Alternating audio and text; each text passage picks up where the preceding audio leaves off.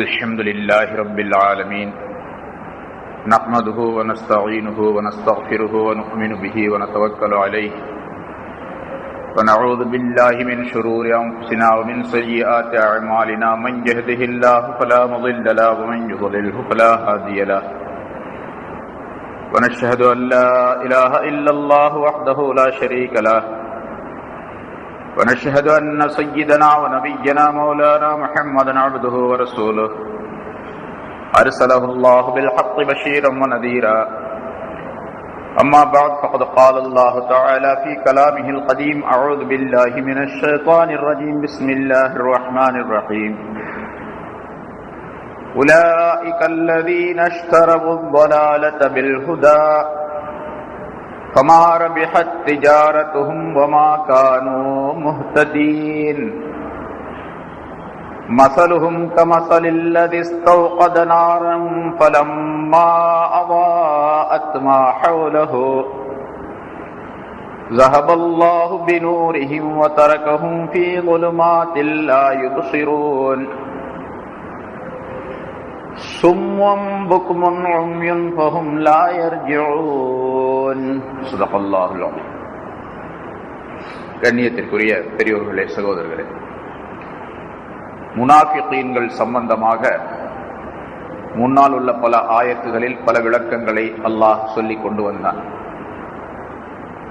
இன்னும் இந்த மனிதர்கள் எப்படிப்பட்டவர்கள் என்பது பற்றி அல்லாஹ் தஆலா இந்த ஆயத்துகளில் விளக்குகின்றான்.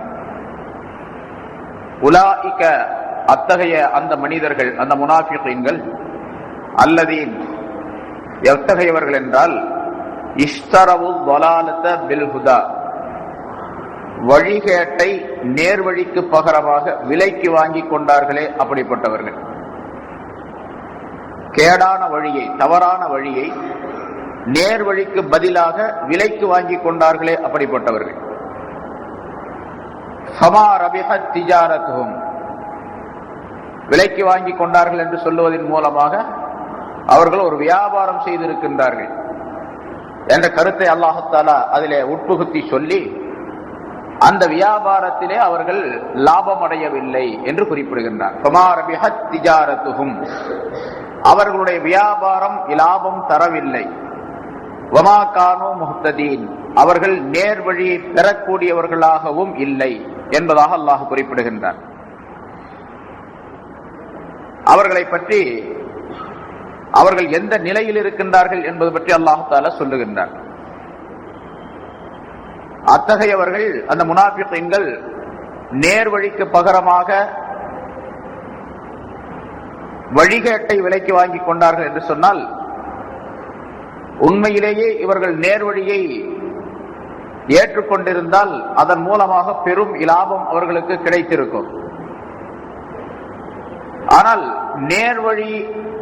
நேர்வழியில் இருப்பதாக அவர்கள் நினைத்துக் கொண்டு அல்லது நேர்வழியில் இருப்பவர்களை பரிகாசம் செய்து கொண்டதின் காரணமாக அவர்கள் தவறான வழியிலேயே முழுமையாக இருக்கக்கூடியவர்களாக அமைந்து விட்டார்கள். அதை அல்லாஹ் தஆலா வாங்கி கொண்டார்கள் என்பதாக சொல்லுகின்றார். இவர்கள் ஒரு வியாபாரம் செய்கின்றார்கள். அந்த வியாபாரம் நேர்வழியை கொண்டு வியாபாரம் செய்ய வேண்டும். தவறான வழிகள் அனைத்தையும் விட்டு நேரான வழியை இவர்கள் தேர்ந்தெடுத்துக் கொண்டால் அவர்கள் செய்யக்கூடிய அந்த வியாபாரம் லாபகரமானதாக அமைந்திருக்கும். ஆனால் அதற்கு பதிலாக அவர்கள் தவறான வழியை தேர்ந்தெடுத்துக் கொண்டு நேரான வழியை விட்டு விட்டார்கள். அந்த தவறான வழி இருள்மயமானது, நேரான வழி என்பது ஒளிமயமானது.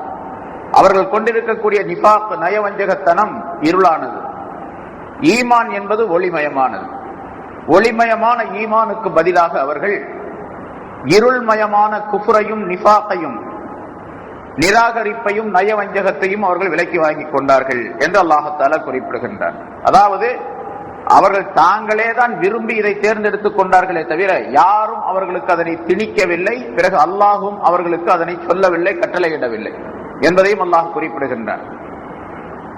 ஈமானுக்கு பதிலாக குஃப்ரை விலைக்கு வாங்கி கொண்டார்கள் அவர்கள்.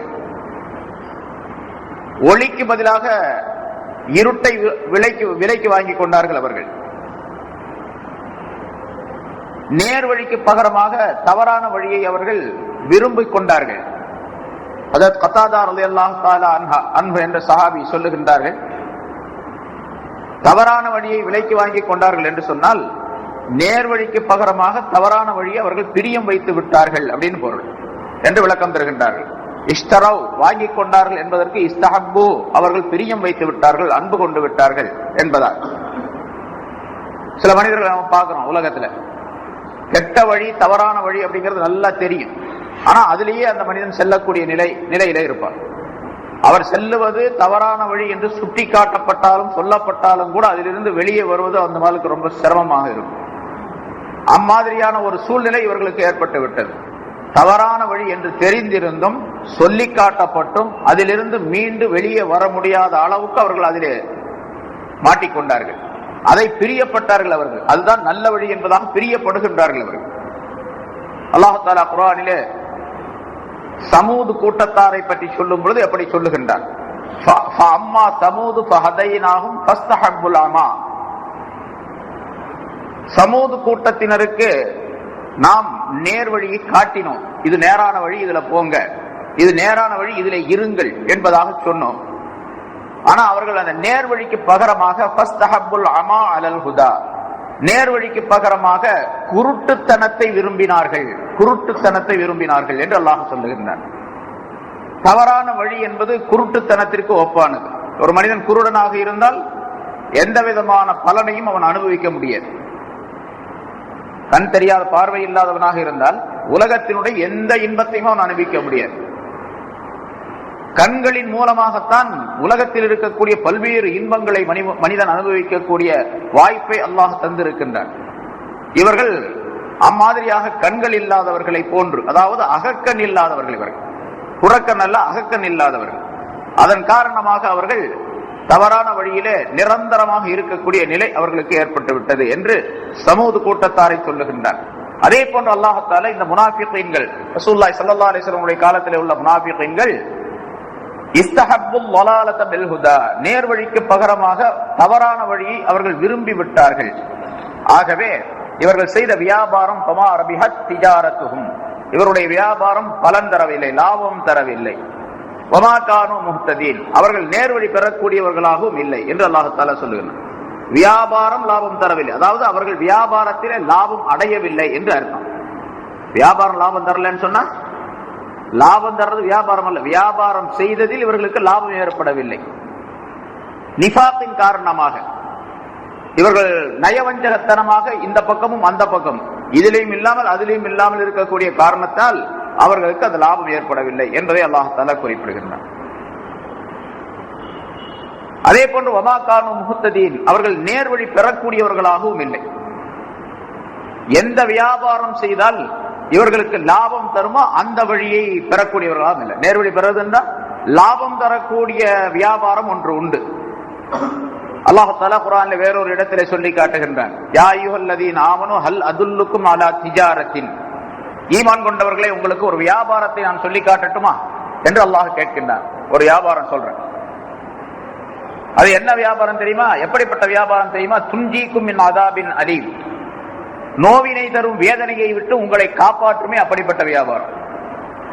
மற்ற வியாபாரங்கள் உலகத்தில் செய்யக்கூடிய வியாபாரங்கள்லாம் மனிதனுடைய உடலை காப்பாற்றக்கூடிய வியாபாரம், மனிதனுக்கு வயிற்றுடைய பசிக்காக வேண்டி உணவை தரக்கூடிய வியாபாரம். ஆனால் ஆகிரத்திலே மறுமையிலே நரகத்தில் ஏற்படக்கூடிய தண்டனையை விட்டும் காப்பாற்றக்கூடிய ஒரு வியாபாரத்தை உங்களுக்கு நான் சொல்லித் தரட்டுமா என்பதாக அல்லாஹ் தஆலா கேட்டுவிட்டு அதை சொல்லுகின்றான். அது என்ன? தூமினூன பில்லாஹ், அல்லாஹ்வை நீங்கள் ஈமான் கொள்ள வேண்டும். துன்ஜீக்கும் மின் அதாபின் அலீம் துமினூன பில்லாஹி வ ரசூலிஹி, அல்லாஹ்வையும் அவனுடைய ரசூலையும் நீங்கள் நம்ப வேண்டும். வ துஜாஹிதூன ஃபீ ஸபீலில்லாஹ், அல்லாஹ்வுடைய பாதையிலே நீங்கள் ஜிஹாத் செய்ய வேண்டும், உங்களை தியாகம் செய்ய வேண்டும். ஜிஹாத் என்பதற்கு முன்னால் நிறைய பலதடவை சொல்லி இருக்கிறேன். வாள் எடுத்து போர்க்களத்திற்கு சென்று எதிரிகளிடத்திலே போரிட்டு இஸ்லாத்தையும் இந்த ஈமானையும் காப்பதற்காக வேண்டி, அல்லாஹ்வுடைய கலிமாக்களை இந்த உலகம் முழுவதும் பரவச் செய்வதற்காக வேண்டி தியாகம் செய்வதற்கு பெயர் ஜிஹாத் என்பதாக சொல்லப்படும். சண்டை செய்கிறது எதிரிகளிடத்துல, இஸ்லாத்தை தாக்க வரக்கூடியவர்களிடத்துல, இஸ்லாத்தை அழிக்க நினைப்பவர்களிடத்துல போரிடுவது ஜிஹாத் என்பதால். ஆனா இப்ப ஜிஹாத் என்பது என்ன? இப்படி ஒரு காலம் வந்தா அது ஜிஹாத், அந்த மாதிரி ஜிஹாத் செய்ய வேண்டும். அது அல்லாத நேரங்களிலே ஜிஹாத் என்பது நம்முடைய உடல் பொருள் ஆவி அனைத்தையும் இந்த தீனுக்காக வேண்டி பயன்படுத்துவது. இந்த தீன் நம்மிடத்தில் இருக்க வேண்டும், நம்மிடத்திலும் இருக்க வேண்டும், மற்றவர்களிடத்திலும் இருக்க வேண்டும் என்பதற்காக வேண்டி என்னென்ன முயற்சிகளை செய்கின்றோமோ அதற்கெல்லாம் ஜிஹாத் என்று சொல்லலாம். அந்த ஜிஹாத் துஜாஹிதூன ஃபீ ஸபீலில்லாஹ், அல்லாஹ்வுடைய பாதையிலே நீங்கள் தியாகம் செய்வதாக இருக்கும் என்று அல்லாஹ் தஆலா வெற்றி தரக்கூடிய லாபத்தை பற்றி, வியாபாரத்தை பற்றி சொல்லி காட்டுகிறார். லாபம் தரக்கூடிய வியாபாரத்தை பற்றி. அப்படி இவர்கள் அந்த வெற்றி தரக்கூடிய வியாபாரத்தினுடைய வழிமுறைகளை இவர்கள் கண்டுகொள்ளவில்லை. உமாகானு முஹ்ததீன், அந்த வழியை தவறிவிட்டார்கள் இவர்கள். அந்த வழியில் நேர்வழி பெறக்கூடியவர்களாக இல்லை என்று அல்லாஹ் தஆலா சொல்லுகின்றார். ஏனென்று சொன்னால், ஒரு மனிதனுக்கு உலகத்திலே அசல் சொத்து எது என்று சொன்னால் ரவுசுல் மால் என்பதாக சொல்லப்படும். அதாவது அவனுடைய சொத்து, ஒரு வியாபாரம் செய்வதற்கு அசல் பொருள் ஒன்று தேவை. அந்த அசல் பொருள் எதுவென்றால் அது ஈமானாக இருக்கின்றது. ஈமான் தான் அசல் சொத்தாக இருக்கின்றது. ஈமானை வைத்து மனிதன் வியாபாரம் செய்ய வேண்டும்.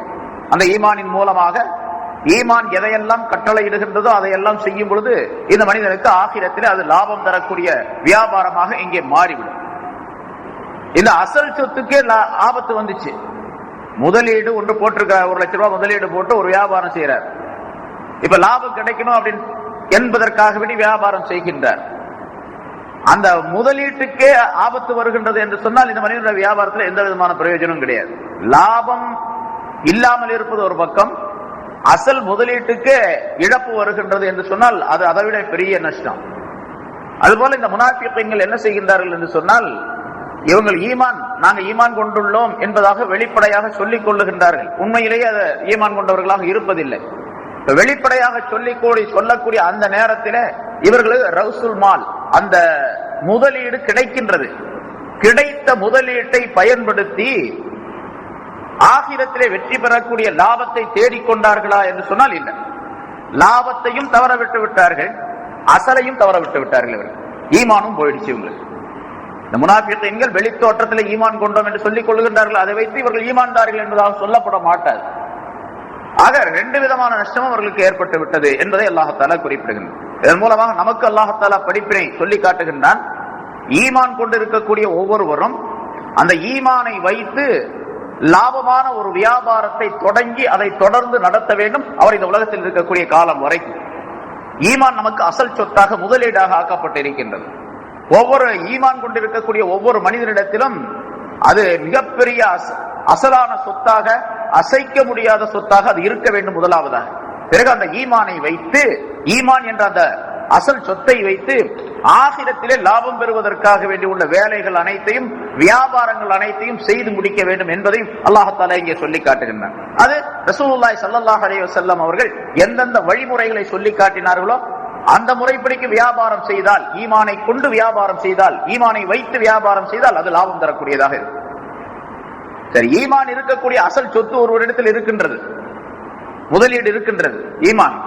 அந்த ஈமானை வைத்து வியாபாரம் செய்யும் பொழுது, அதாவது அமல்கள் செய்யும் பொழுது, ரசூலுல்லாஹி ஸல்லல்லாஹு அலைஹி வஸல்லம் அவர்கள் எந்த தரீகா, எந்த வழியை காட்டி சொன்னார்களோ, சென்றார்களோ அந்த வழியை தவறி வேறொரு வழியிலே அந்த முதலீட்டை பயன்படுத்தி வியாபாரம் செய்யும் பொழுது அப்ப லாபம் போயிடும். அசல் இருக்கும், லாபம் போயிடும் என்பதையும் அல்லாஹ் தஆலா சுட்டி காட்டுகின்றார். இப்ப அசல் முதலீடு இருப்பதின் காரணமாக இந்த மனிதர் செய்ய வேண்டிய நியாயமான அறிவார்ந்த நிலை என்னவென்று சொன்னால், இவர் லாபம் சம்பாதிக்க வேண்டும். லாபம் சம்பாதிக்கணும், என்ன இவ்வளவு பெரிய முட்டாளா இருக்கிறோம் என்று நாம் சொல்லுவோம். சாதாரண வழக்கத்தில் நம்ம சொல்லுவோம். ஒருத்தன் 1 லட்சம் ரூபாய் கொடுத்து நம்முடைய அண்ணன்டா, தம்பிட்டவோ, நம்முடைய உறவினர்களிடத்திலோ, தெரிந்த நண்பர்களிடத்திலோ 1 லட்சம் ரூபாய், இதை வச்சு நீ பொழைச்சிக்கப்பா அப்படின்னு சொல்லி ஒரு 1 லட்சம் ரூபாயை கொடுக்கணும். அவருக்கு யோசனைகளும் சொல்லி தர்றோம். இந்த 1 லட்சம் ரூபாயை கொண்டு இன்ன வியாபாரம் செய், அந்த வியாபாரம் செய்யும் போது இன்னென்ன முறைகளை நீ கையாள வேண்டும், இப்படியெல்லாம் வியாபாரம் செய்ய வேண்டும் என்று அந்த மனிதருக்கு சொல்லிக் கொடுத்து 1 லட்சம் ரூபாய் கையில கொடுத்து அவரை அனுப்பி வைக்கிறோம். ஒரு வருஷம் கழிச்சு நீங்க போய் அவரை பார்த்தீங்கன்னு சொன்னா அந்த 1 லட்சம் ரூபாய் வச்சுக்கிட்டு அப்படியே உட்கார்ந்து இருக்காரு. இன்னும் வியாபாரம் செஞ்சுக்கிட்டு தான் இருக்கிறாரு. ஆனா 1 லட்சம் ரூபாயை விட கூடவே இல்லை, இன்னும் அப்படியே இருக்குது. 1 லட்சம் ரூபாய் அப்படியே இருக்குதுங்க, லாபமே எதுவும் கிடைக்கல என்று சொன்னால் அந்த மனிதனை பற்றி நாம் என்ன சொல்லுவோம்? பெரிய பைத்தியக்காரனா இருக்கிற, ஒரு வருஷம் ஆச்சு 1 லட்சம் ரூபாய் கொடுத்து 1 லட்சம் ரூபாய் வச்சுட்டு 1 வருஷமா ஒண்ணுமே சம்பாதிக்காம இருக்கிறீங்க என்று அந்த மனிதனை பற்றி நாம் கேவலமாக சொல்லுவோம். அவனுக்கு அறிவில்லை என்பதாக நாம் சொல்லுவோம் உலக வழக்கத்தில். அதே போல அல்லாஹ் தஆலா அசல் சொத்தாக முதலீடாக நமக்கு ஈமானை தந்திருக்கின்றார். ஈமானை வைத்துக் கொண்டு வியாபாரம் செய்ய வேண்டும். வியாபாரம் செய்யக்கூடிய வழிமுறைகள் அனைத்தையும் ரசூலுல்லாஹி ஸல்லல்லாஹு அலைஹி வஸல்லம் அவர்கள் சொல்லி தந்திருக்கின்றார்கள். என்னென்ன வழிகளிலே நீங்கள் வியாபாரம் செய்ய வேண்டும் என்பதாக அல்லாஹ் சொல்லுகின்றான். தூமினூன பில்லாஹி வ ரசூலிஹி வ துஜாஹிதூன ஃபீ ஸபீலில்லாஹி பி அம்வாலிக்கும் வ அன்ஃபுஸிக்கும் என்றெல்லாம் அல்லாஹ் தஆலா சொல்லுகின்றான். வியாபாரம் செய்யக்கூடிய முறை, அதாவது ஆகிரத்திலே பலன் தரக்கூடிய வியாபாரம், அதான் நமக்கு அசல் வியாபாரம். இதெல்லாம் சும்மா வைத்த கழுவுறதுக்காக வேண்டிய உள்ள வியாபாரம் நம்ம செய்யக்கூடியதெல்லாம். இது கொஞ்ச நாளைக்கு உள்ளது, சில நாள். இந்த உலகம் முழுவதுமே ஒரே ஒரு நாளை கொண்டதுதான். உலகம் எத்தனை கோடி வருஷம் இருந்தாலும் சரி, அது ஒரே ஒரு நாள் தான். அத்துன்யா யௌம் வலனா ஃபிஹா ஸௌம் என்று ஸல்லல்லாஹு அலைஹி வஸல்லம் அவர்கள் ஒரு ஹதீஸிலே சொல்லி தருகின்றார்.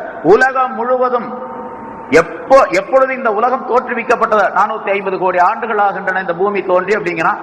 அதுக்கு முதல்ல இந்த பூமி சூரியனோடு ஒட்டி கொண்டிருந்தது அப்படின்னு சொல்றான். அல்லாஹ் குர்ஆனில் சொல்லி காட்டுகின்றான் அந்த விஞ்ஞானத்தை.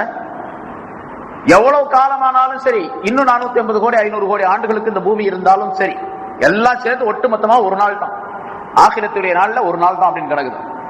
அதனால்தான் அல்லாஹ் தஆலா நாளை என்று மறுமை நாளை பற்றி சொல்லுகின்றான். பன் தன்துர் நஃப்ஸும் மா கத்தமத் லிகத், நாளைக்காக வேண்டி என்ன முற்படுத்தி வைத்திருக்கின்றது என்று ஒவ்வொரு ஆத்மாவும் சிந்தித்து பார்க்கட்டும் என்று அல்லாஹ் தஆலா சொல்லுகின்றான். நாளைக்காக வேண்டி, நாளைக்குன்னா நாளைக்கு அல்ல, இன்னைக்கு சனிக்கிழமை நாளைக்கு ஞாயிற்றுக்கிழமை, அந்த நாளைக்காக வேண்டிய அல்ல. நாளை என்பது இவருடைய மௌத்துக்கு பின்னால் உள்ள வாழ்க்கையின் நாள். அந்த நாளை எப்பொழுது தொடங்குகின்றதோ அதிலிருந்து அது முடிவில்லாத காலத்தை உடையதாக அமைந்திருக்கின்றது. இன்று என்பது முடிவாக்கப்பட்ட காலம். இது எத்தனை கோடி ஆண்டுகளுக்கு இருந்தாலும் சரி. அதனால ஸல்லல்லாஹு அலைஹி வஸல்லம் அத்துன்யா யௌம் வலனா ஃபிஹா ஸௌம் அப்படின்னு சொன்னாங்க. இந்த உலகம் என்பது ஒரு நாள், அதிலே பத்தியத்தை கடைபிடிப்பது நம்முடைய கடமை என்பதாக சொன்னார். பத்தியமா இருக்கும். சௌம் என்று சொன்னால் நோம்புன்னு அர்த்தம். நோம்பு வைக்கிறது, நோம்புனா பத்தியம், கருத்து பத்தியமாக இருக்கும். சரி, மனிதனுக்கு அல்லாஹ் தஆலா ரஸுல் மால் அசல் சொத்தை முதலீட்டை தந்திருக்கின்றான், ஈமானை. அந்த ஈமானை வைத்துக் கொண்டு பிறகு நீண்ட நெடிய காலத்திற்காக வேண்டி சம்பாதிக்கக்கூடிய வாய்ப்பை மனிதன் ஏற்படுத்திக் கொள்ள வேண்டும். அப்படி வாய்ப்பை ஏற்படுத்திக் கொள்ளவில்லையானால், அதாவது வாய்ப்பை ஏற்படுத்திக் கொள்ளாமலேயே விட்டுட்டார் முழுசா, அது ஒரு வகை. இன்னொன்னு, வாய்ப்பை ஏற்படுத்திக் கொள்வதற்காக முயற்சிக்கின்றார், ஆனா வழி தவறானதாக இருக்கிறது. இந்த 1 லட்சம் ரூபாய் கொடுக்கப்பட்ட அந்த மனிதன் வியாபாரம் செய்யத்தான் செய்யறாரு, ஆனா அந்த ரூட் முறைகள் சரியில்லை. அவர் செய்யற வியாபாரத்துல முறை சரியில்லை. அதனால கடை இருக்குது, ரஸுல் மால் அசல் சொத்து, அவர் போட்ட முதலீடும் இருக்குது, லாபம் மட்டும் கிடைக்கிறதே இல்லை என்று சொன்னா அந்த மனிதனை பைத்தியக்காரன்னு சொல்லுவான். நீ வியாபாரம் செஞ்சு என்னடா பிரயோஜனம்? ஒண்ணுமே பிரயோஜனம் இல்லை.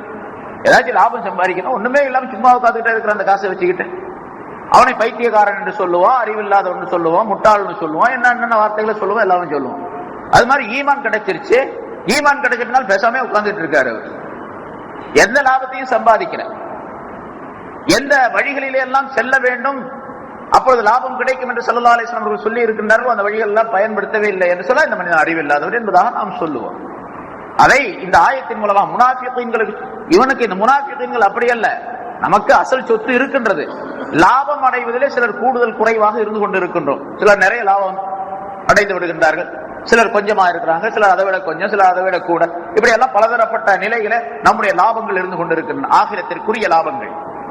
ஆனா அந்த முனாஃபிகீன்கள் லாபமும் கிடைக்கல, அசல் சொத்தையும் இழந்துட்டாங்க. அதனால அல்லாஹ் தஆலா சொல்றான், ஃபமா ரபிஹத் திஜாரத்துஹும், அவர்களுடைய வியாபாரம் அவர்களுக்கு பலன் தரவில்லை, லாபம் தரவில்லை. வமா கானூ முஹ்ததீன், அவர்கள் நேர்வழி பெறக்கூடியவர்களாகவும் இல்லை. லாபம் தருவதற்கு என்னென்ன வழிகள் உண்டுமோ அந்த வழிகளையும் அவர்கள் கடைபிடிக்கவில்லை என்பதாக அல்லாஹ் தஆலா சுட்டி காட்டுகின்றார். சரி, பிறகு அல்லாஹ் அடுத்த ஆயத்தில் சொல்லுகின்றான், மஸலுஹும் கமஸலில் லதி இஸ்தௌகத நாரா, இவர்களுக்கு ஒரு உதாரணம். இந்த முனாஃபிகீன்கள் இப்படி லாபம் சம்பாதிக்காதவர்கள், ஈமானுக்கு பதிலாக வழிகாட்டை தேர்ந்தெடுத்து விலைக்கு வாங்கி கொண்டவர்கள், இவர்களுக்கு உதாரணமாகிறது. அல்லாஹ் சொல்லுகின்றான், மஸலுஹும், இவர்களுக்கு உதாரணமாகிறது கமஸலில்லதி, ஒரு மனிதனை போன்றதாகும். அந்த மனிதன் இஸ்தௌகத நாரன், ஒரு நெருப்பை கொளுத்தினான், நெருப்பை கொளுத்துகின்றான், அவன் நெருப்பு மூட்டுகின்றான். ஃபலம்மா அவாஅத் மா ஹவ்லஹு, அந்த அவனை சுற்றி இருக்கக்கூடிய பகுதிகளில் எல்லாம் அந்த நெருப்பு பிரகாசிக்க ஆரம்பித்த பொழுது, நெருப்பை கொளுத்துகின்றான், நெருப்பினுடைய வெளிச்சம் அவன் இருக்கக்கூடிய அந்த சுற்றுப்பகுதிகள் எல்லாம் சுடர் விடுகின்றது. அவனுடைய சுற்றுச்சூழலே அவனை சுற்றிலும் அந்த நெருப்பாக பிரகாசம் தந்த பொழுது, அவர்களுடைய ஒளியை அல்லாஹ் போக்கிவிட்டார். அவருடைய ஒளியை, அந்த பிரகாசத்தை அல்லாஹ் அணைத்து விட்டார். அவர்களை அல்லாஹ் பல்வேறு விதமான இருள்களிலே விட்டுவிட்டார். பல்வேறு விதமான இருள்களிலே அவர்களை விட்டுவிட்டார். லா யுப்சிரூன், அவர்கள் பார்க்க முடியாதவர்களாக இருக்கும் நிலைமையில் பல்வேறு விதமான இருள்களிலே அவர்களை விட்டுவிட்டானே, அந்த மனிதனுடைய உதாரணத்தை போன்றாகும், அந்த மனிதனை போன்றாகும் இவர்களுக்கு உதாரணம் என்று அல்லாஹ் சொல்லுகின்றார். அதாவது ஒரு வழி பிரயாணம் சென்று ஒரு மனிதன், ஒரு பிரயாணி சென்று கொண்டு இருக்கின்றான். இருட்டாகி விடுகின்றது, இரவாகி விடுகின்றது. அடர்ந்த காட்டு பகுதியிலே அந்த மனிதன் சென்று கொண்டு இருக்கின்றான். கடுமையான இருள், அங்கே கடுமையான இருள், இரவின் இருள். அதே போன்று மரங்கள் அடர்ந்திருப்பதன் காரணமாக அந்த மரங்களுடைய இருள், மேகம் சூழ்ந்திருப்பதன் காரணமாக மேகத்தினுடைய இருள், இப்படி பல்வேறு விதமான இருள்கள் அவனை சூழ்ந்து கொண்டிருக்கக்கூடிய ஒரு நிலை. அந்த இருட்டான நேரத்தில் அந்த மனிதன் ஒரு பந்தத்தை கொளுத்துகின்றான். ஹஜ்ரத் இப்னு அப்பாஸ் ரலியல்லாஹு தஆலா அவர்கள் சொல்லுகின்றார்கள், இருளான இரவிலே ஒரு மனிதன் ஒரு காட்டு பகுதியை நடந்து செல்லுகின்றான். அந்த இருளை கிழிப்பதற்காக வேண்டி, இருளை நீக்குவதற்காக வேண்டி ஒரு பந்தத்தை கொளுத்துகின்றான். பந்தத்தை கொளுத்திய உடனே அவனுக்கு சுற்றுப்புறம் எல்லாம் வெளிச்சம் தந்து அவனுக்கு நல்ல வழி தென்படுகின்றது. எதையெல்லாம் பயப்படுகின்றானோ அந்த பயத்தை எல்லாம் விட்டு நீங்கி தெளிவான வழியிலே செல்லக்கூடிய வாய்ப்பு அந்த மனிதனுக்கு ஏற்பட்டு விடுகின்றது. இப்படி அந்த மனிதன் ஒளியில் மூழ்கியவனாக, ஒளியை பெற்றவனாக நடந்து செல்வதற்காக வேண்டி காலடி எடுத்து வைக்கக்கூடிய நேரத்தில் அந்த பந்தம் அணைந்து விடுகின்றது. இந்த தீப்பந்தம் அணைந்து விடுகின்றது. இப்பொழுது அந்த மனிதன் திகைத்தவனாக, தடுமாறியவனாக, பயம் உள்ளவனாக அந்த இருளிலே மூழ்கி விடுகின்றான் அந்த மனிதன். இப்பொழுது முதலில் எப்படி அவனுக்கு இருள் இருந்ததோ அதை விட அதிகமாக இருள் இப்பொழுது தெரியும். நம்ம சாதாரண பார்க்கிறோம், இருட்டிலேயே இருந்தாலும் வச்சுங்க ஒன்னும் தெரியாது, கொஞ்சம் கொஞ்சம் வெளிச்சம் தெரியும், அங்க உட்கார்ந்து இருக்கிற தெரியும், லேசா கருப்பு தெரியும், வெள்ளை தெரியும், எல்லாம் தெரியும். திடீர்னு லைட் அணைஞ்சிருச்சுன்னு வச்சுங்க, லைட் அணைஞ்சோன்னா என்ன தெரியும்? ஒரே இருட்டு, பக்கத்தில் இருக்காலும் கூட தெரியாது, பக்கத்தில் இருக்கக்கூடிய இந்த டம்ளர் நம்ம கையும் கூட விரலும் கூட தெரியாது, அந்த மாதிரி இருட்டு வரும். திடீர்னு வெளிச்சம் இருந்து வெளிச்சம் இல்லாமல் ஆன உடனே அதிகமான இருள் தெரியும். அதை அல்லாஹ் தஆலா சொல்லி காட்டுகின்றான் இங்கே. இந்த மனிதர்கள், இந்த முனாஃபிகீன், இது முனாஃபிகீன்களுக்கு உதாரணம். அல்லாஹ் தஆலா மஸலுஹும் கமஸலில் லதி இஸ்தௌகத நாரா, இவர்களுக்கு உதாரணம் ஒரு மனிதனை போன்று, அந்த மனிதன் ஒரு நெருப்பு பந்தத்தை கொளுத்தினான், அது பிரகாசிக்க, அவனை சுற்றிலும் அது பிரகாசிக்க ஆரம்பித்த பொழுது என்று அல்லாஹ் தஆலா சொல்லும் பொழுது, இந்த முனாஃபிகீன்கள் இருளிலே இருந்தார்கள். முதலாவதாக ஸல்லல்லாஹு அலைஹி வஸல்லம் அவர்களை கொண்டு வெளித்தோற்றத்திலே ஈமான் கொள்வதற்கு முன்னதாக இருட்டில் இருந்தாங்க, அதாவது குஃப்ர்ல இருந்தாங்க. குஃப்ர் முழுவதும் இருட்டு தான், குஃப்ர் முழுவதுமே இருளான நிலைதான்.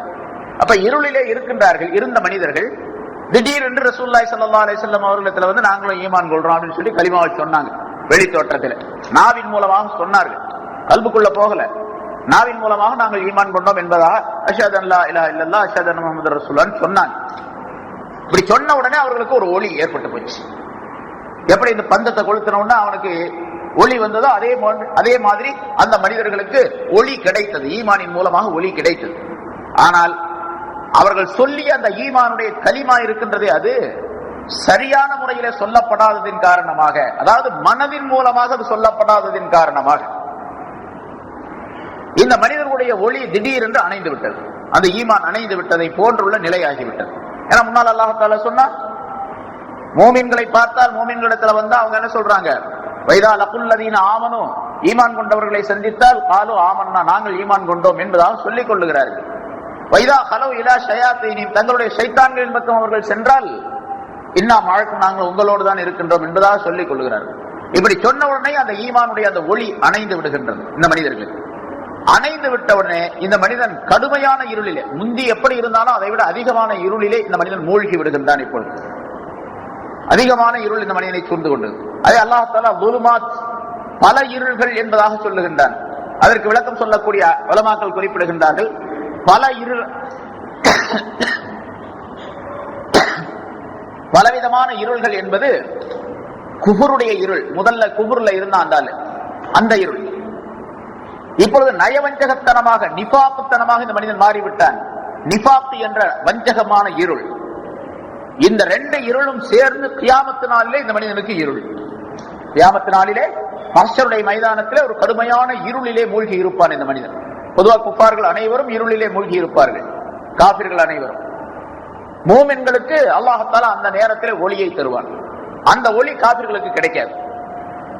இப்ப மூன்று விதமான இருள்கள், குஃபுர் என்ற இருள், நிஃபாக் என்ற இருள், கியாமத்து நாளில் ஏற்படக்கூடிய இருள். இந்த இருள்களிலே அவர்கள் மூழ்கி இருப்பார்கள். அதே போன்று அல்லது வழிகேடு என்ற இருள், இங்கே இஷ்தரவும் வலாலத்தை, வழிகேட்டை விலைக்கு வாங்கி கொண்டார்கள் என்று அல்லாஹ் தஆலா சொல்லுகின்றானே, அந்த ஆயத்தை வைத்து பார்க்கும்போது வலாலா, வழிகேடு, கேடான வழி, தவறான வழி என்பது ஒரு இருள்.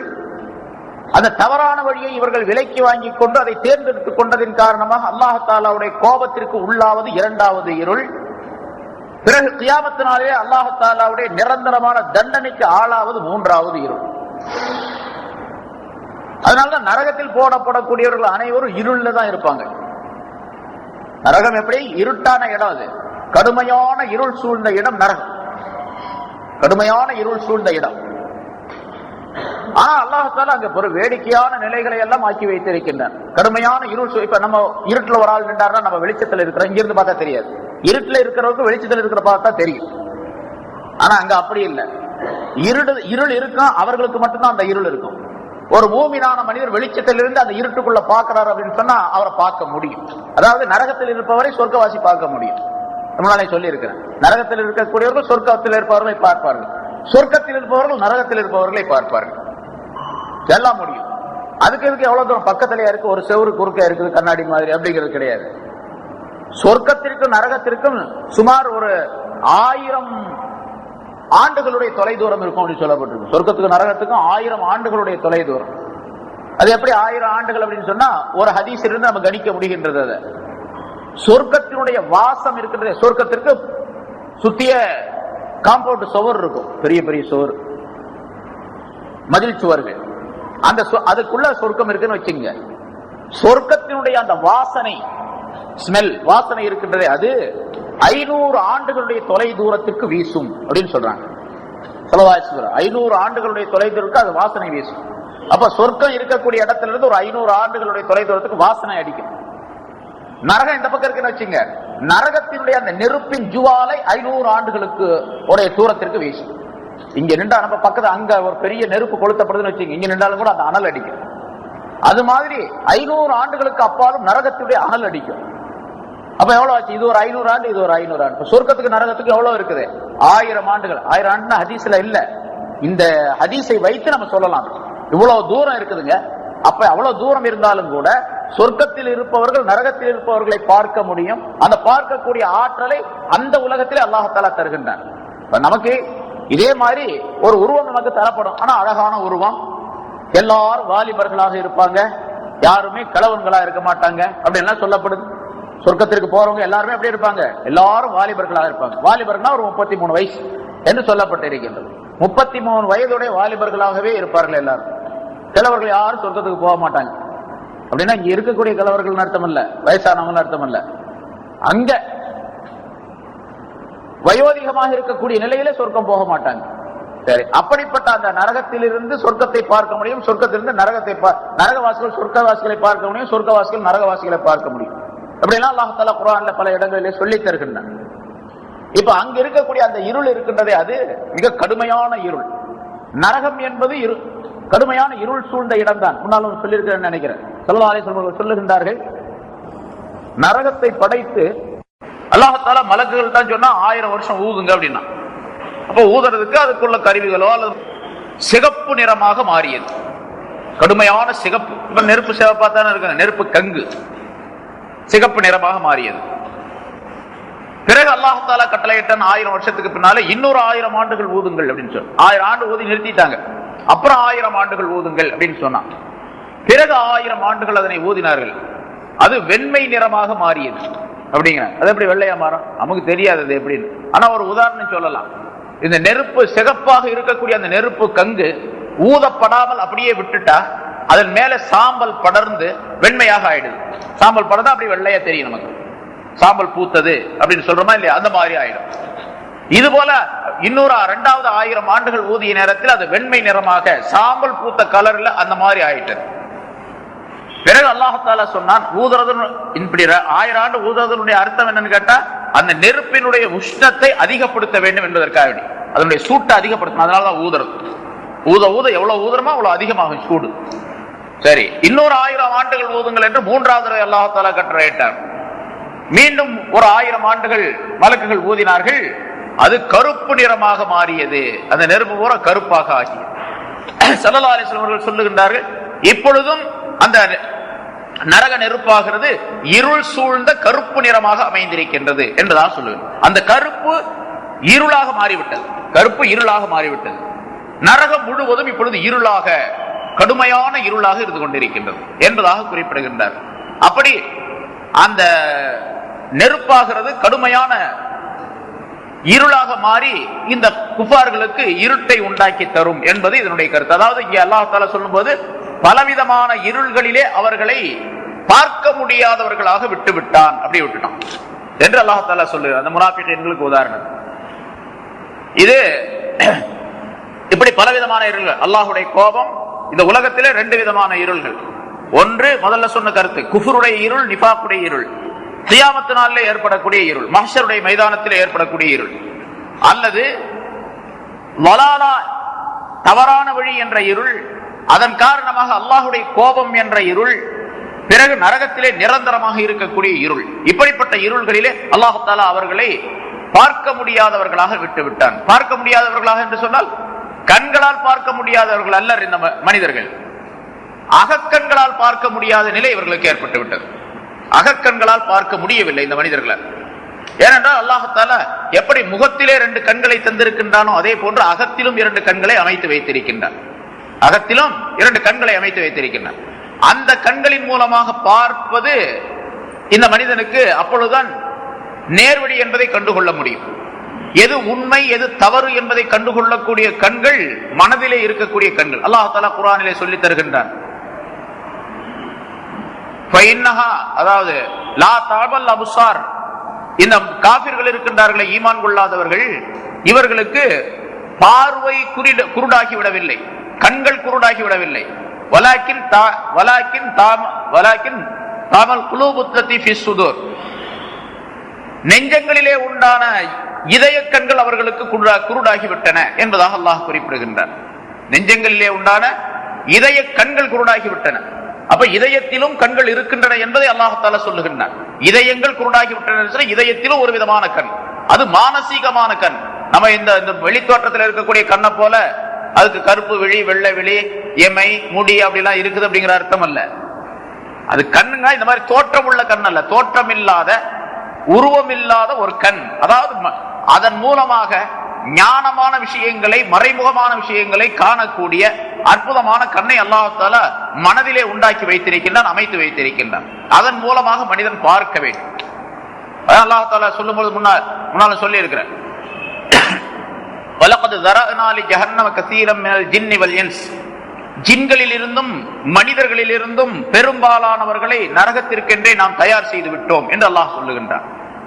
அவர்கள் எத்தகையவர்கள் என்று சொன்னால், லஹும் குலூபுன் லா யஃப்கஹூன பிஹா, அவர்களுக்கு இதயங்கள் இருக்கும், அந்த இதயங்களின் மூலமாக சிந்தித்து பார்க்க மாட்டார்கள்.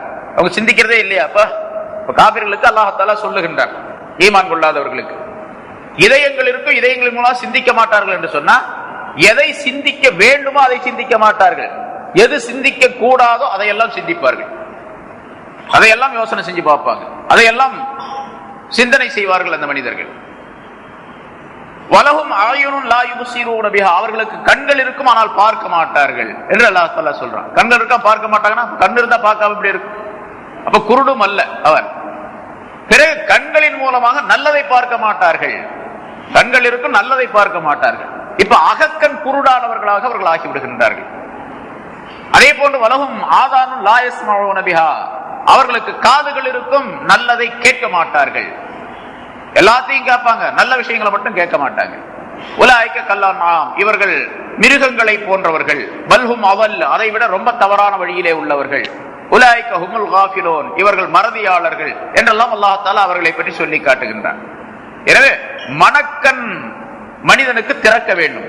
மனக்கண்களின் மூலமாக காணக்கூடிய ஆற்றல் மனிதன் பெற வேண்டும். அது ஈமானுக்கு பிறகு ஏற்படக்கூடிய நிலை என்பதையும் அல்லாஹ் தஆலா சுட்டி காட்டுகின்றார். இந்த மனிதர்கள், இந்த முனாஃபிகீன்கள், அவர்களுக்கு உதாரணத்தை அல்லாஹ் தஆலா சொல்லும் பொழுது, இந்த அதாவது ஒரு மனிதன் நெருப்பை கொளுத்தினான், கொளுத்திய பின்னால் திடீரென்று அந்த நெருப்பு அணைந்து விட்டது. அதற்கு முன்னால் இருளிலே இருந்தான். ஆனால் அந்த இருளை விட இப்பொழுது அவன் இருக்கக்கூடிய இருள் இருக்கின்றதே, அது பன்மடங்காக ஆகிவிட்டது. பல மடங்கு இருளுக்குள்ளே இருப்பதை போன்றுள்ள சூழ்நிலை அந்த மனிதன் அடைந்து விட்டார். அதனால லா யுப்சிரூன், அவர்கள் பார்க்க முடியாதவர்களாக இருக்கும் நிலைமையிலே பல இருள்களிலே அல்லாஹ் தஆலா அவர்களை விட்டு விட்டார். முனாஃபிகீன்களை பற்றி அல்லாஹ் தஆலா இப்படி சொல்லும் பொழுது, மூமினான மனிதர்களுக்கு அல்லாஹ் தஆலா எச்சரிக்கை செய்கின்றார். நம்மை அல்லாஹ் தஆலா ஒளியான வழியிலே அமைத்து வைத்திருக்கின்றான். ஈமான் என்பது ஒளிமயமான தன்மை உடையது. அந்த பாதையிலே அல்லாஹ் நம்மை அமைத்து வைத்திருக்கின்றான் என்றால் நாம் அல்லாஹ் தஆலாவுக்கு நன்றி செலுத்தக்கூடியவர்களாக அந்த ஒளிமயமான பாதையிலே நடந்து சென்று அதனை பயன்படுத்தும் தன்மை உடையவர்களாக ஆகிவிட வேண்டும் என்பதையும் அல்லாஹ் தஆலா எச்சரிக்கை செய்கின்றான். முதல்ல சொன்னபடி வியாபாரம், ஈமான் என்பது அசல் சொத்தாக ஆக்கப்பட்டிருக்கின்றது, ஒளியாக ஆக்கப்பட்டிருக்கின்றது, நூறாக. அதை பயன்படுத்தி மனிதன் தன்னுடைய வழியை தெரிந்து கொண்டு போய்கொண்டே இருக்க வேண்டும். எந்த வழி சென்றால் இந்த மனிதனுக்கு வெற்றி கிடைக்குமோ அந்த வழியிலே சென்று கொண்டே இருக்க வேண்டும். அந்த வழியை ஈமான் காட்டுகின்றது. ஈமானின் மூலமாக ரசூலுல்லாஹி ஸல்லல்லாஹு அலைஹி வஸல்லம் அவர்கள் சொல்லி தந்திருக்கின்றார்கள். அந்த வழியிலே சென்று கொண்டே இருக்க வேண்டும் இந்த மனிதன். இடையிலே தவறான இருளான வழிகளை தேர்ந்தெடுத்துக் கொள்ளக் கூடாது. ஸல்லல்லாஹு அலைஹி வஸல்லம் அவர்கள் ஒரு உதாரணத்தை சொல்லுகின்றார்கள். ஒரு சமயம் சஹாபாக்களுக்கு மத்தியில் பேசிக்கொண்டே இருக்கும் பொழுது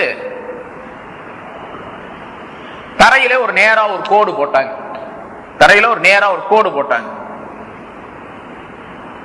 நேரா கோடு போட்ட பின்னால பிறகு அந்த கோட்டினுடைய ரெண்டு பக்கங்களிலும் இப்படி கோடு போட்டார்கள். இந்த பக்கம் ஒரு கோடு, இப்படி ஒரு கோடு, இப்படி ஒரு கோடு, இப்படி ஒரு நிறைய கோடு போட்டாங்க. கோடு போட்ட பின்னால் ஸல்லல்லாஹு அலைஹி வஸல்லம் அவர்கள் சொன்னார்கள், இந்த நேரான வழி, இந்த நேர்கோடு இருக்கின்றதே, இதுதான் சிராத்துல் முஸ்தகீம், அதாவது நேரான வழி. சிராத்துல் முஸ்தகீம் அது பாலம் அல்ல. சிராத்துல் முஸ்தகீம் அர்த்தம் முன்னால சொல்லி இருக்கிறோம். சிராத்னா பாதை, முஸ்தகீம்னா நேரானது, நேரான வழி அப்படின்னு அர்த்தம். இதுதான் சிராத்துல் முஸ்தகீம், நேரான வழி. இந்த இடையில் உள்ள வழிகள் எல்லாம் இருக்கின்றன, இந்த கோடுகள் எல்லாம் இருக்கின்றனவே, இதுவெல்லாம் ஷைத்தான்களுடைய குறுக்கு வழிகள். குறுக்கு வழிகள். ஒரு மனிதன் இந்த நேரான வழியில செல்ல இன்னொரு உதாரணத்தையும் சொல்லுகின்றார்கள். இப்படி ஒரு சமயம் சொன்னார்கள், இன்னொரு சமயம் இப்படி சொல்லுகின்றார்கள். இந்த இஸ்லாத்திற்கு, தீனுல் இஸ்லாத்திற்கு உதாரணம் எப்படி என்று சொன்னால், ஒரு நேரான வழியை போன்று நேரான ஒரு பாதை, அந்த பாதையினுடைய ஆரம்பத்திலே, அதாவது முகப்பிலே ஒரு மனிதன் நின்று கொண்டிருக்கின்றான். அந்த பாதைக்கு, அந்த வழிக்கு வரக்கூடிய மனிதர்களை எல்லாம் அவன் வரவேற்று உள்ளே அனுப்பி கொண்டே இருக்கின்றான். அந்த பாதையிலே, அந்த ரோட்ல நடந்து உள்ளே செல்லும் பொழுது இரண்டு பக்கங்களிலும் பல வாசல்கள் இருக்கின்றன. இப்ப இது ஒரு பாதை, நேரா இந்த பக்கம் ஒரு வாசல், இந்த பக்கம் ஒரு வாசல், இப்படி ரெண்டு பக்கம் நிறைய வாசல்கள் இருக்கின்றன. அந்த வாசல்களிலே திரைகள் தொங்க விடப்பட்டிருக்க, ஒவ்வொரு வாசலிலும் ஒரு திரை தொங்க விடப்பட்டிருக்கின்றது.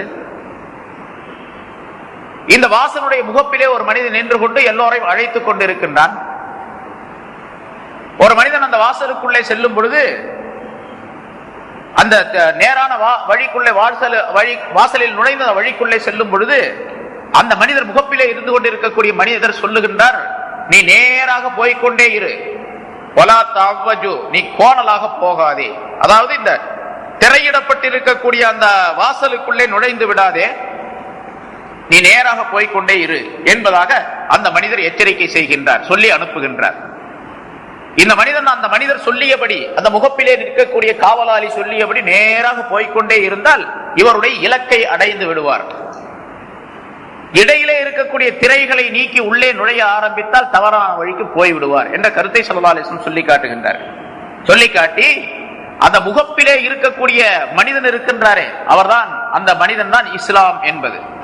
இஸ்லாம் உங்களை அழைத்து நீ நேரான வழியிலே போய்கொண்டே இரு என்று தன்னுடைய வழியை காட்டிக் கொண்டிருக்கின்றது இஸ்லாம்.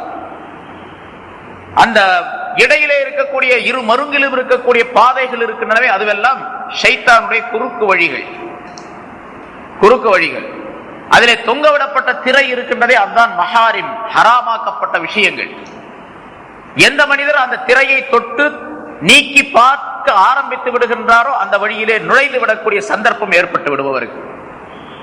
போய் திரையை தொடவே கூடாது. அந்த மனிதர் என்ன சொல்றாரு? இஸ்லாம் என்ன சொல்லுது? நேரா போய்கிட்டே இருந்து சொல்லுது. கோடலாக போகாதே என்று அறிவுறுத்துகின்றார் அந்த மனிதர். அதை கேட்காமல் ஒரு மனிதன் திரையை கிட்ட போய் தொட ஆரம்பிச்சுட்டா உள்ள பூந்துருவான். தொட ஆரம்பித்தால் உள்ளே நுழைந்து விடக்கூடிய சூழ்நிலை ஏற்பட்டுவிடும். அதுக்கு விளக்கம் சொல்லும் பொழுது உலமாக்கள் இப்படி சொல்லி காட்டுகின்றார்கள். ஒரு ஹராமான அந்த திரைகள் எல்லாம் ஹராமான விஷயங்கள் என்று ஸல்லல்லாஹு அலைஹி வஸல்லம் சொல்றாங்க. ஹராமான விஷயத்திற்கு போய்விட்டால் அதுல உள்ள நுழைஞ்சு போய்கிட்டே இருக்கக்கூடிய சூழ்நிலை ஏற்பட்டுவிடும். அப்ப நேரான வழியை நீ அடைய முடியாது, தவறான வழிக்கு போய் உன்னை அழித்துக் கொள்ளக்கூடிய சூழ்நிலை ஏற்பட்டுவிடும் என்பதாக குறிப்பிடு. அதெல்லாம் ஷைத்தான் இழுத்துக்கிட்டே போயிடுவான் அப்படியே. சரி, இந்த ஹராமான அந்த திரையை ஒரு மனிதன் தொட்டால் போதும், அதுக்குள்ள நுழைகிறது ஹராமை செய்வது என்று அர்த்தம். தொட்டாலே அது ஹராமுக்கு நுழையக்கூடிய நிலை ஏற்பட்டுவிடும் என்று சொன்னால், ஹராமுக்கு முன்னாலே இருக்கக்கூடிய சில விஷயங்கள், அதாவது மக்ரூஹான அருவருக்கத்தக்க விஷயங்கள், இவற்றை ஒரு மனிதன் செய்யும் பொழுது ஹராமை செய்யக்கூடிய நிலை ஏற்பட்டுவிடும்.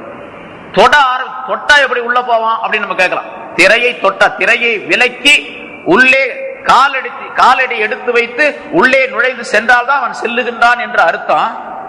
ஆனா தொட்டாலே அதற்குள் நுழைந்து விடுவான் என்று சொல்லுகின்றார்கள். அது எப்படி அப்படின்னு கேட்டா, அந்த திரை ஹராம் என்று சொன்னால் ஹராமுக்கு முன்னோடியாக இருக்கக்கூடிய சில விஷயங்கள், அவற்றை ஒரு மனிதன் செய்யும் பொழுது ஹராமை செய்யக்கூடிய வாய்ப்பு அந்த மனிதனுக்கு உண்டாயிடும். சினிமா பார்க்கணும் ஆசை எங்க வருது? நிறைய போஸ்டர் ஒட்டி இருக்கிறதுனால வருது. இப்போ எங்க பார்த்தாலும் நிறைய போஸ்டர்கள், அதை பார்க்கறான். பார்த்த உடனே சரி, இந்த படத்தை பார்த்தா நல்லா இருக்குமே அப்படின்னு மனுஷன் நினைக்கிறான். இப்ப அந்த ஹராமை செய்வதற்கு ஒரு தூண்டுகோலாக இது ஆக்கப்பட்டிருக்கிற இந்த போஸ்டர்கள். அதனாலதான் அல்லாஹ் தஆலா ஜினாவை பற்றி சொல்லும் பொழுது, விபச்சாரத்தை பற்றி சொல்லும் பொழுது, விபச்சாரம் செய்யாதீர்கள் அப்படின்னு சொல்லல. அப்படி ஒரு இடத்துல சொல்றான், வேற ஒரு இடத்துல சொல்றான். ஒரு இடத்துல சொல்லும் பொழுது வலா தக்ரபுஸ் ஜினா, ஜினாவுக்கு நீங்கள் நெருங்காதீர்கள் அப்படின்னு சொல்றான். ஜினா செய்யாதீர்கள் சொல்லணும், ஜினாவுக்கு நெருங்காதீர்கள் என்று சொல்ற. அப்ப நெருங்காதீர்கள், ஜினா சம்பந்தமான எந்த வேலையும் செய்யாதீங்க அப்படின்னு அர்த்தம். இந்த வால் போஸ்டர் பார்த்தாலும் கூட ஜினா செய்யக்கூடிய நிலை வந்துடும். இப்ப இருக்கக்கூடிய வால் போஸ்டர்ஸ் எல்லாம் என்ன? சினிமா போஸ்டர்கள்லாம் எல்லாம் ஜினா செய்வதற்கு தூண்டுதல் செய்யக்கூடிய கருவிகள். இதெல்லாம் அதுல எந்த விதமான சந்தேகம் கிடையாது. யாரும் அதெல்லாம் அப்படிலாம் கிடையாது, நான் சுத்தமான ஆளு, என் மனசெல்லாம் அப்படிலாம் போகாது அப்படின்னு யாரும் சொல்ல முடியாது, யாருமே சொல்ல முடியாது. அதனால இந்த உபகரணங்கள் இருக்கின்றனவே, ஹராமை செய்வதற்காக வேண்டி தூண்டுதல் செய்யக்கூடிய உபகரணங்கள், அதை அனைத்தையும் விட்டுவிட வேண்டும் என்பதற்காக வேண்டித்தான் லா தக்ரபு ஜினா, ஜினாவுக்கு நீங்கள் நெருங்காதீர்கள் அப்படின்னு சொல்றோம். அதுக்கு விளக்கம் சொல்வது முன்னாடி சொல்லியிருக்கேன்னு நினைக்கிறேன். கண்களால பார்ப்பது, அந்நிய பெண்களை பார்ப்பது, காதால கேட்பது, நாவினால் பேசுவது, காலால் நடப்பது, கையால் பிடிப்பது, இவையெல்லாம் ஜினாவுக்கு உரிய காரியங்கள். ஸல்லல்லாஹு அலைஹி வஸல்லம் அவர்கள் சொல்றாங்க, அந்நிய பெண்களை கண்கள் பார்த்தால் கண்கள் ஜினா செய்கின்றன, பேச்சுக்களை கேட்டால் காதுகள் ஜினா செய்கின்றன, பேசினால் நாக்கு ஜினா செய்கின்றது, நடந்தால் கால்கள் ஜினா செய்கின்றன, பிடித்தால் கைகள் ஜினா செய்கின்றன. கடைசியாக இந்த மனிதனுடைய மர்மஸ்தானமாகிறது அதை பொய்யாக்கி வைக்கிறது அல்லது மெய்யாக்கி வைக்கிறது. அந்த வேலையை முடிச்சுட்டான் அப்படின்னு சொன்னா அது மெய்ய அப்படிங்கிற ஆயிடுது, இல்லைன்னா அது பொய் என்று ஆயிடுது. ஆனா எப்படியும் கண்கள் காதுகள்லாம் ஜினா செய்யக்கூடிய நிலை ஏற்பட்டு விடுகின்றது என்று ஸல்லல்லாஹு அலைஹி வஸல்லம் சொல்றாங்க. அதனால ஹராமுக்கு நெருங்கக்கூடிய நிலையை கூட உண்டாக்கி கொள்ள கூடாது. இங்கே அல்லாஹ் தஆலா அந்த முனாஃபிகீன்களுக்கு அதை சொல்லி இந்த வசனத்தை சொல்லி காட்டுவதன் மூலமாக மூமினான மனிதர்கள் தங்களுக்கு ஈமான் இருப்பதை பாதுகாத்துக் கொள்வதற்காக வேண்டி அமல்களிலே ஆர்வம் உள்ளவர்களாக, அமல் செய்யக்கூடியவர்களாக ஆகிவிட வேண்டும். ஆர்வம் என்று சொன்னால் அதன் மூலமாக செய்யக்கூடிய நிலை ஏற்பட்டு விட வேண்டும். அப்பொழுதுதான் இவர் அந்த இருள்மயமான நிலைகளில் இருந்து ஒளிமயமான தன்மை உடையவராக ஆக முடியும். மூமின்களை பற்றி அல்லாஹ் தஆலா கியாமத் நாளில் அவர்களுக்கு ஒளி கிடைக்கும் என்று சொல்லுகின்றான். யஸா நூருஹும் பைன ஐதீஹிம் வ பிஐமானிஹிம், அவர்களுக்கு வலப்பக்கத்திலும் அவர்களுக்கு இடப்பக்கத்திலும் ஒளி ஓடிக்கொண்டிருக்கும், நூறு ஓடிக்கொண்டிருக்கும். அதற்கு பின்னாலே அது வழிகாட்டும், இவர்கள் போய் கொண்டிருப்பார்கள் என்று சொல்லுகின்றார். இது மூமின்கள் ஈமான். இந்த உலகத்திலே ஈமான் கொண்ட பின்னாலே அந்த ஈமானுக்குரிய காரியங்களை ரசூலுல்லாஹி ஸல்லல்லாஹு அலைஹி வஸல்லம் அவர்கள் சொல்லித் தந்த வழிமுறைப்படிக்கு செய்து. இதுல ரெண்டு இருக்குது. அமல் செய்யறதுல ஸல்லல்லாஹு அலைஹி வஸல்லம் அவர்கள் காட்டி தராத முறைப்படிக்கு ஒரு மனிதன் அமல் செய்தால் அதுவும் ஏற்றுக்கொள்ளப்பட மாட்டாது. அமல் செய்வதற்கு நபி அவர்கள் வழியை காட்டி தந்திருக்கிறார், இப்படித்தான் செய்ய வேண்டும் என்பதாக. அப்படித்தான் செய்யணும்.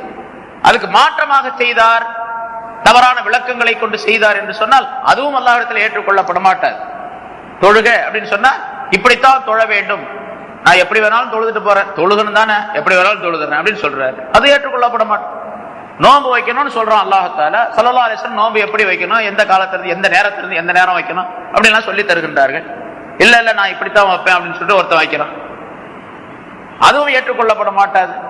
அல்லாஹ் தஆலா அதை பரிபூர்ணமான நன்மைகளை தரமாட்டான். அதற்கு சில சமயங்கள்ல அது தவறான எண்ணம் உடையதாக இருந்தால் ஏற்றுக்கொள்ளவே மாட்டான், அல்லாஹ் தஆலா ஒப்புக்கொள்ளவே படமாட்டாது.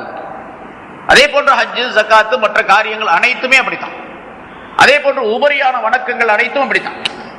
என்னென்ன வணக்கங்கள் சொல்லப்பட்டு இருக்கிறோம் அது பூரா நம்முடைய வாழ்க்கையிலே சொல்ல. வியாபாரம் செய்யணும், ரசூலுல்லாஹி ஸல்லல்லாஹு அலைஹி வஸல்லம் காட்டி தந்த முறைப்படி. கபரை ஜியாரத் செய்யணும், ரசூலுல்லாஹ் காட்டி தந்த முறைப்படிக்கு. நேர்ச்சை செய்யணும், ரசூலுல்லாஹி ஸல்லல்லாஹு அலைஹி வஸல்லம் சொல்லி தந்த முறைப்படிக்கு. துஆ ஓதணும், ரசூலுல்லாஹி ஸல்லல்லாஹு அலைஹி வஸல்லம் சொல்லி தந்த முறைப்படிக்கு. எப்படியெல்லாம் எந்தெந்த எல்லா விஷயத்துக்கும் ஸல்லல்லாஹு அலைஹி வஸல்லம் வழிகாட்டி இருக்கின்றார்கள். சாப்பிட வேண்டும், நபி அவர்கள் சொன்னபடி. சிறுநீர் கழிக்க வேண்டும், நபி அவர்கள் சொன்னபடி. நான் எப்படி வேணாலும் மூத்திரம் போவேன் அப்படின்னு சொன்னா அது அல்லாஹ் தஆலா இடத்தில் ஏற்றுக்கொள்ளப்பட மாட்டாது. நான் எப்படி வேணாலும் சாப்பிடுவேன், சாப்பிடணும் அவ்வளவுதானே, வயிற்றுக்குள்ள சோறு போனா சரியா போச்சு என்று இருந்தால் அது ஈமானுக்குரிய வழியாக ஆகாது. ஈமான் கொண்ட பின்னால நபி அவர்கள் காட்டி தந்த வழிமுறைப்படிக்கு சாப்பிட வேண்டும், பேச வேண்டும், குடிக்க வேண்டும், தூங்க வேண்டும், எழுந்திருக்க வேண்டும், மக்களிடத்தில் பேச வேண்டும், சிரிக்க வேண்டும், அழ வேண்டும். எல்லாத்துக்கும் ஸல்லல்லாஹு அலைஹி வஸல்லம் அவர்கள் வழியை சொல்லி தந்திருக்கின்றார்கள். மனைவியோடு பழகுவது, மக்களோடு பழகுவது, அடுத்த வீட்டுக்காரர், பக்கத்து வீட்டுக்காரர், நண்பர்கள், மற்றவர்கள், முஸ்லிம்கள், முஸ்லிம் அல்லாதவர்கள், பெரியவர்கள், சிறியவர்கள், யார் யாரிடத்திலே எப்படியெல்லாம் பழக வேண்டும், பேச வேண்டும், சொல்ல வேண்டும், எடுக்க வேண்டும், நடக்க வேண்டும் என்றெல்லாம் ஸல்லல்லாஹு அலைஹி வஸல்லம் சொல்லி தருகின்றார்கள். இதெல்லாம் ஈமானுடைய வழிகள். அந்த வழிமுறைப்படிக்கு செய்வதுதான் லாபம் தரக்கூடிய வியாபாரம். இருள்களை விட்டும் நீங்கி ஒளிமயமான நிலைக்கு வரக்கூடிய தன்மை என்பதையும் அல்லாஹ் தஆலா நமக்கு அறிவிக்கின்றார். இங்கே முனாஃபிகீன்களுக்கு சொல்லுவதன் மூலமாக மூமின்கள் மிக ஜாக்கிரதையாக இருந்து கொள்ள வேண்டும் என்பதையும் அல்லாஹ் தஆலா சொல்லுகின்றார். பிறகு மற்றொரு கருத்து இங்கே விளக்கப்படுகின்றது. இவர்களுக்கு உதாரணம், ஒரு மனிதன் நெருப்பை கொளுத்துகின்றானே அந்த மனிதனை போன்று அந்த நெருப்பு அவனை சுற்றிலும் பிரகாசிக்க ஆரம்பித்த பொழுது அல்லாஹ் தஆலா நூரை, ஒளியை போக்கி விடுகின்றான் என்று அவர்களுக்கு அல்லாஹ் தஆலா சொல்லும் பொழுது அந்த ஒளியை போக்குவது என்பது இவங்க ரசூலுல்லாஹி ஸல்லல்லாஹு அலைஹி வஸல்லம் அவர்களிடத்துல வந்து நாங்கள் அஷ்ஹது அல்லா இலாஹா இல்லல்லாஹ் அஷ்ஹது அன்ன முஹம்மது ரசூலுல்லாஹ் கலிமா சொல்லி ஈமான் கொண்டாங்க. ஈமான் கொண்டு ஒளி வந்துருச்சு. ஒளி வந்த உடனேயே இவர்கள் தவறான எண்ணம், அதாவது அந்த மனதிலே அந்த ஈமான் பதியாததின் காரணமாக, அந்த அகீதா அவருடைய கொள்கை சரியில்லாததின் காரணமாக அந்த அகீதா என்று சொல்லப்படக்கூடிய நூரை, ஒளியை அல்லாஹ் தஆலா அணைத்து விட்டான், போக்கி விட்டான். அல்லது இவர்கள் வெளித்தோற்றத்திலே இந்த இப்படி அஷ்ஹது அல்லா இலாஹா இல்லல்லாஹ் என்று சொல்லிக்கொண்டு அந்தரங்கத்திலே கல்விலே குஃபார்களுடனே தங்களுடைய கௌமுகளுடனே அவர்கள் போய் சேர்ந்து கொண்டிருந்த காரணத்தால் கபரிலே ஒளி இல்லாமல் அல்லாஹ் தஆலா இவர்கள் தஹபல்லாஹு பினூரிஹிம், அல்லாஹ் இவர்களுடைய ஒளியை போக்கி விட்டான் என்று சொன்னால் கபரிலே இவர்களுடைய ஒளியை அல்லாஹ் தஆலா போக்கி விட்டார் என்று பொருள். கபரில் இருக்கும்போது ஒளி வேணும். ஒரு மூமினான மனிதனுக்கு கபர் ஒளிமயமாக ஆக்கப்படும். இவனுடைய கண்களுடைய பார்வை எட்டும் தூரம் அளவுக்கு அது விசாலமாக்கப்படும் என்னெல்லாம் ஸல்லல்லாஹு அலைஹி வஸல்லம் சொல்றாங்க. ஆனா கபருங்கிறது நம்ம அடக்கிறமே அந்த கபர் அல்ல. அந்த கபரை தோண்டி பார்த்தோம்னா அங்க அவ்வளவுதான் இருக்கும், எப்படி வச்சோமோ அப்படித்தான் இருக்கும். அதுல எவ்வளவு அளவு இருந்துச்சு, அந்த ஒரு ஜானா 2 ஜானா அவ்வளவுதான் இருக்கும். கபர் என்று ஸல்லல்லாஹு அலைஹி வஸல்லம் சொல்வது அது ஒரு ஆலம், அது ஒரு தனி உலகம். ஆலமுல் பர்ஸஹ் என்பதாக சொல்லப்படும். திரை உலகம். பர்ஸஹ்னா திரை, ஸ்கிரீன். திரை உலகம் என்று பெயர் அதற்கு. அது மனிதனுடைய கண்களுக்கு தெரிய முடியாத உலகம். அந்த உலகம் மிகப்பெரியது, இந்த பூமியை போல பல்மடங்கு அது மிகப்பெரியது, விசாலமானது. நமக்கு பார்வை எட்டக்கூடிய அளவுக்கு ஒரே ஒரு ஆளுக்கு பார்வை எட்டக்கூடிய அளவுக்கு இடம் கொடுக்கப்படும் சொன்னா எத்தனை பேர் அடங்கி இருப்பாங்க? இது வரைக்கும் எத்தனை கோடி பேர், அவங்களுக்கெல்லாம் அவ்வளவு பேர் அவ்வளவு இடம் கொடுக்கப்படும் சொன்னா எவ்வளவு பெரிய இடமா இருக்கு, அவ்வளவு பெரிய இடம். ஆனா ஆதமுல் பர்ஸஹ் எப்படி இருக்கின்றது, எங்க இருக்கின்றது அப்படிங்கறதெல்லாம் யாருக்கும் தெரியாது. ஸல்லல்லாஹு அலைஹி வஸல்லம் சொல்லித் தருகின்றார்கள், நம்பிக்கை கொள்ள வேண்டும். அதான் நம்முடைய ஈமானுடைய தன்மை. சரி, அந்த கபருடைய நிலையிலே, கபருடைய நேரத்திலே அந்த மனிதர்களுக்கு அங்கே இருள் கிடைக்கும். அதான் தஹபல்லாஹு பினூரிஹிம். கபர்ல அல்லாஹ் தஆலா அவருடைய ஒளியை போக்கிடுவான். மூமினான மனிதர்களுக்கு அதற்கு நேர் எதிராக கபர்ல ஒளியை தருவான். அதே போன்று மஹ்ஷருடைய மைதானத்திலே ஒளியை அவர்களுக்கு போக்கிடுவான். அத முதல்ல சொன்னோம். மூமின்களுக்கு மஹ்ஷருடைய மைதானத்தை ஒளியை தருவான். ஒளி முன்னால ஓடிக்கொண்டிருக்கும் என்று அல்லாஹ் தஆலா சொல்றான். ஒளி ஓடிட்டு இருக்குன்னா எப்படி இருக்கும்? அது கற்பனை பண்ணியே பார்க்க முடியாது நமக்கு. ஒளி என்பது ஒரு உருவமாக அது முன்னால ஓடிக்கிட்டே இருக்குது. இந்த மனிதர் அதுக்கு பின்னால போய்கிட்டே இருக்கிறார் மஹ்ஷருடைய மைதானத்தில் என்று சொன்னா அது எவ்வளவு பெரிய அற்புதமான காட்சி. அது மூமின்களுக்கு உரியது. இவர்களுக்கு அது கிடைக்காது, இருளா இருக்கு. அல்லது சிராத்துல் முஸ்தகீமிலே அல்லாஹ் தஆலா இவருடைய ஒளியை போக்கி விடுவார். அல்லது எல்லா இடங்களிலும் கபரிலே, இந்த உலகத்தில் இருக்கும்போது அவருடைய இதயத்திலே, இறந்த பின்னால் அவருடைய கபரிலே, எழுப்பப்படக்கூடிய நேரத்திலே மஹ்ஷரிலே, பிறகு கேள்வி கணக்கு கேட்கப்பட்ட பின்னால் அவர்கள் சிராத்துல் முஸ்தகீம் என்ற பாலத்திலே நடந்து செல்லும் போது அந்த பாலத்திலே எல்லா இடங்களிலும் ஒளியை போக்கிடுவான் அவர்களுக்கு. தஹபல்லாஹு பினூரிஹிம், அவருடைய ஒளியை அல்லாஹ் போக்கிடுவான் என்று சொன்னால் இந்த எல்லா இடங்களிலும் போக்கிடுவான். இதற்கு நேர் எதிராக மூமின்களுக்கு இது எல்லா இடங்களிலும் ஒளியை தந்துடுவான். ஒளியை தந்துடுவான். ஏன்னா ஈமான் என்பதே ஒளி. அந்த ஈமானுடைய ஒளி எப்பொழுதுமே இவர்களிடத்தில் இருந்து கொண்டே இருக்கும். இங்கே அமல் செய்தார் கபரில் ஒளி இருக்கும், மஹ்ஷருடைய மைதானத்தில் ஒளி இருக்கும், சிராத்துல் முஸ்தகீம் நடந்து போகும்போதும் ஒளி இருக்கும். அந்த ஒளியின் மூலமாகவே இவர்கள் நடந்து போவார்கள். சில பேர் மின்னல் வேகத்திலே, சில பேர் கண் சிமிட்டக்கூடிய நேரத்திலே, சில பேர் ஒலியினுடைய வேகத்திலே, சப்தத்தினுடைய வேகத்திலே, இன்னும் சில பேர் குதிரையினுடைய வேகத்திலே எல்லாம் கடந்து செல்வார்கள் என்பதாக சொல்லப்பட்டு இருக்கின்றது. சில பேர் தவழ்ந்து தவழ்ந்து செல்லக்கூடியவர்களும் உண்டு. ஒரு சரியான மூமின் ஒளிமயமான தன்மை உடைய ஈமானை ஒளிமயமான தன்மை உடையதாக ஆக்கி கொண்டு, அதாவது அமல்களின் மூலமாக ஆக்கி கொண்டு இருக்கக்கூடிய ஒரு மனிதர் சிராத்துல் முஸ்தகீமை கடந்துதான் சொர்க்கம் போகணும். அடிக்கடி சொல்லி இருக்கிறேன். நரகத்தை கடந்துதான் சொர்க்கத்துக்கு போகணும். நரகத்தினுடைய முதுவின் மீது அந்த பாலம் போடப்பட்டு இருக்கும். அப்படி இந்த மனிதன் போகும் பொழுது, இந்த மூமினான மனிதர் போகும் பொழுது, அந்த நரகம் இந்த மூமினான மனிதனை பார்த்து, நரகம் கீழே இருக்கும் இவருடைய பாதத்துக்கு, அந்த பாலத்துக்கு கீழே நரகம் தான். ஒரு ஆத்து மேல பாலம் போட்டிருக்கணும் அது மாதிரி வச்சுங்க. ஆத்துல இக்கரை மஹ்ஷர் மைதானா, ஆத்துடைய அக்கறை சொர்க்கம் அப்படின்னு வச்சுங்க. இடையில பாலம் போடப்பட்டிருக்கு. அந்த பாலத்தில் நடந்து போறோம். அந்த பாலம் ரொம்ப மெல்லியது, முடியை விட மிக மெல்லியது அப்படின்னு சொல்லப்பட்டிருக்குது. சரி, அதுல போறோம். அப்படி போகும் பொழுது ஒரு மூமினான மனிதனுடைய ஒளி நூரானியத் மிக பிரகாசமாக இருக்கும்.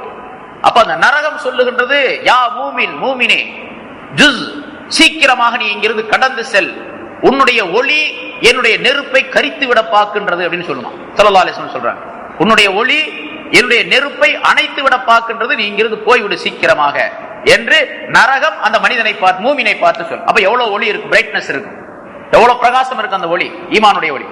ஆக ஈமானுடைய ஒளிக்கு முன்னால நரகமெல்லாம் சாம்பலாகிவிடும்.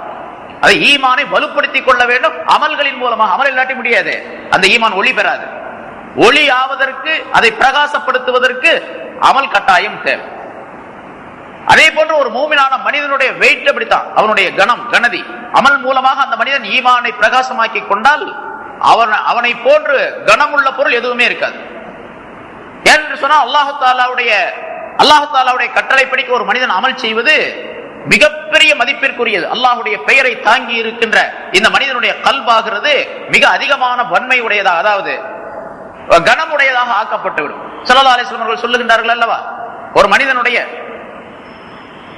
நன்மை தீமைகள் எடை போடப்படக்கூடிய நேரத்தில் அந்த தராசுக்கு முன்னால, மீசான் என்ற தராசுக்கு முன்னால் ஒரு மனிதன் கொண்டு வந்து நிறுத்தப்படுவார்.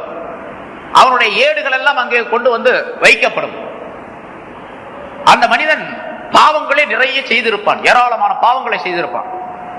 அந்த பாவங்களுடைய ஏடுகள் 99 ஏடுகள், ஒவ்வொரு ஏடும் கண்ணு கட்டிய தூரம் வரைக்கும் நீண்டு விரிந்திருக்கும். அப்படி பெரிய ரோல், ஒவ்வொரு ரோல். அது மாதிரி 99 ரோல்கள் கொண்ட ஒரு பெரிய பாவச்சுமை, பாவ ஏடுகள் அந்த மனிதனுக்கு முன்னாலே விரித்து வைக்கப்படும். இதாப்பா இதெல்லாம் நீ செஞ்சிருக்கிற, இது ஏதாச்சும் காரணம் சொல்றியா அப்படின்னு கேட்போம்.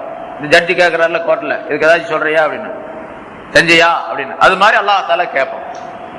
இவன் எந்த காரணத்தையும் சொல்ல முடியாது, யாரெல்லாம் நான் ஒப்புக்கொள்ளுகின்றேன், இந்த பாவத்தை எல்லாம் நான் செஞ்சேன் என்று அல்லாஹ் தஆலா இடத்தில் ஒப்புக்கொள்ளுவான். கண்டிப்பாக ஒப்புக்கொள்ளத்தான் வேண்டும், வேற வழி கிடையாது. 99 ஏடுகள், ஒவ்வொரு ஏடும் ஒரு பெரிய சுருள், ஒரு ரோல், கண்ணு கட்டிய தூரம் வரைக்கும் அது விரித்து வைக்கப்படும். அதெல்லாம் தூக்கி மீசான்ல வைப்பான்ல, மீசான்கிற தராசுல அல்லாஹ் தஆலா வச்சு நெருக்க போவோம். இந்த மனிதன் சரி இன்னோட முடிஞ்சிச்சு நம்ம கதை, வேற எந்த நன்மையே இல்லையே, இது இந்த அளவுக்கு நன்மை இதை விட அதிகமா இருந்தா தானே சொர்க்கம் போக முடியும், முடிஞ்சிச்சு அப்படின்னு நினைப்பான்.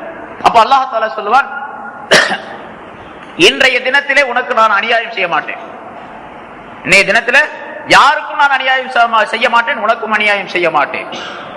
ஆனால் நீ செய்த ஒரு நன்மையான விஷயத்தினுடைய ஒரு ஏடு என்னிடத்தில் இருக்கின்றது என்று ஒரு சின்ன துண்டு சீட்டை அல்லாஹ் தஆலா அந்த மனிதனிடத்தில் மலக்குகளிடத்தில் கொடுப்பான். இந்த மனிதன் செய்த நன்மையான காரியத்தினுடைய ஒரு துண்டு சீட்டு.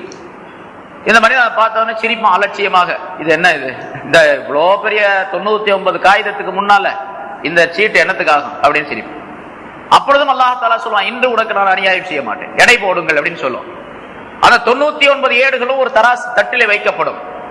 இந்த ஒரு துண்டு சீட்டு அடுத்த தட்டிலே வைக்கப்படும். அந்த 99 ஏடுகளையும் இந்த துண்டு சீட்டாக தூக்கி வீசிவிடும், பறந்து விடும் என்று ஸல்லல்லாஹு அலைஹி வஸல்லம் சொல்றார். பறந்து விடும். இது இந்த துண்டு சீட்டுடைய கணம் அந்த தட்டை அழுத்திய உடனே அது மேல போயிடும், எல்லாம் பறந்து.